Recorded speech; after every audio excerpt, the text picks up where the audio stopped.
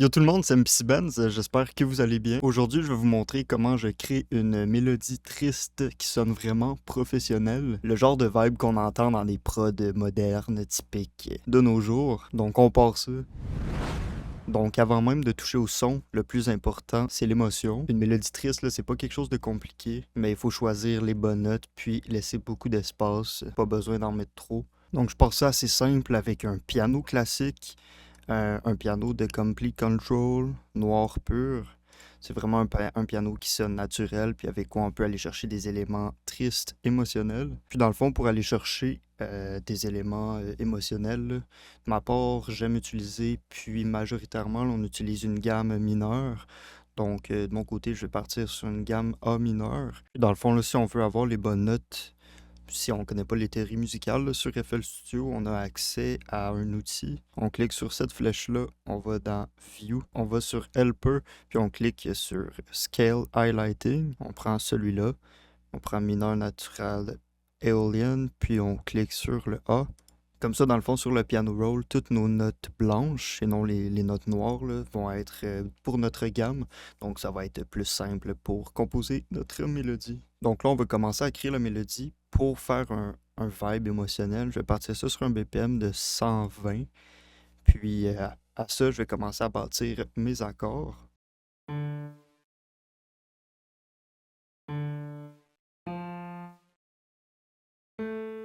Ce que j'aime faire pour ma part, c'est les placer à un intervalle de 1. Par la suite, je prends celle du milieu, je la montre en haut. Puis, je prends la même note du bas, puis je la mets en haut. Ça fait un élément comme ça pour le premier accord. Par la suite, là, pour avoir un vibe plus émotionnel, j'aime ça descendre pour le prochain accord. On va mettre une note ici, une note ici, une note ici.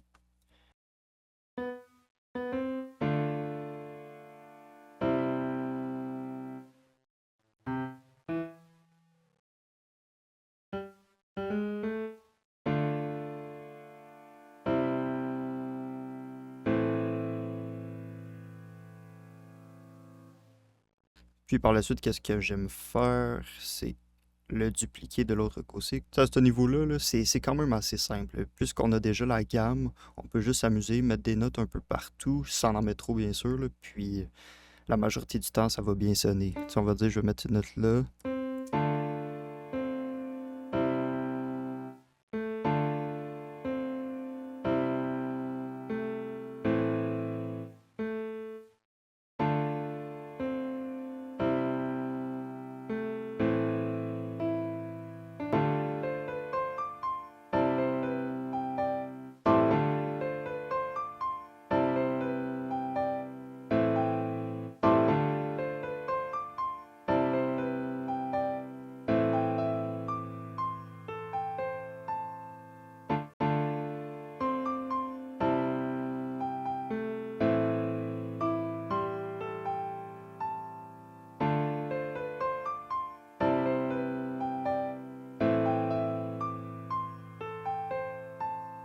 Par la suite, qu'est-ce qu'on peut faire? C'est ajouter quelques effets dont ce que j'aime faire de mon côté, c'est prendre un reverb.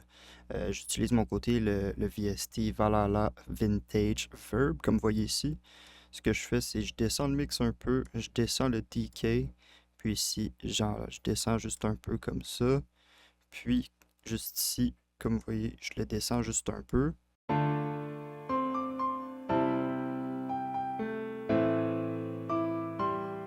Puis ce que je fais souvent sur mes pianos, même les guitares de temps en temps, c'est je m'ouvre le Fruity Delay Tree, je descends le output juste un peu, le wet du output, je descends ça juste un peu, comme ça on a une atmosphère, un petit écho qui rend ça plus émotionnel.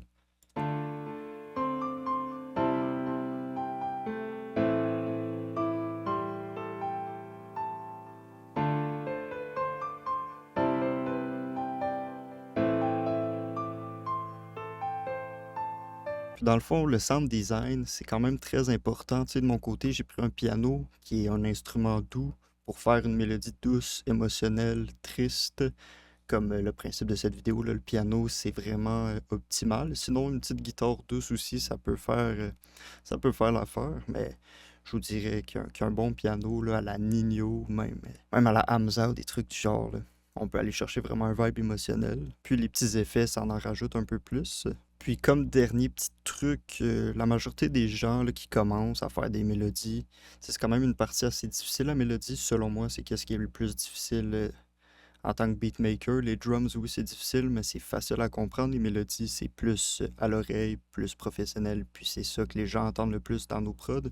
Donc, qu'est-ce qu'ils font, là, c'est qu'ils laissent ça plate. Tu sais, si on voit ici là, la vélocité, tout reste haut, les notes sont tous égales.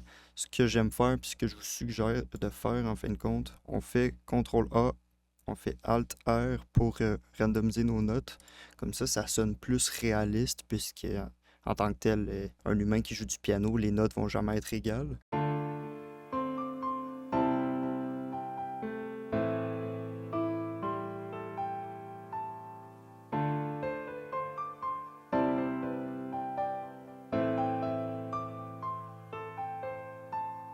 Puis dans le fond, dernier petit truc, là, si on n'est pas sûr de la mélodie ou de son son en tant que tel, tu sais, en tant que tel, moi j'aime la mélodie, mais je suis pas certain avec la gamme du A mineur. Qu'est-ce qu'on peut faire? C'est juste la changer de gamme en utilisant Shift puis les flèches. Par exemple, je peux la monter comme ça ou la descendre. Puis on va dire que je la descends de 2.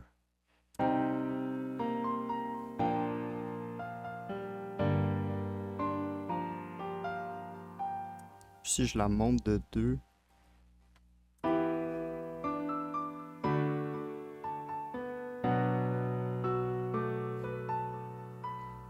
laissez-moi savoir là, dans les commentaires laquelle vous aimez le mieux. De mon côté, j'aimais mieux quand on le descendait de 2 comme ça.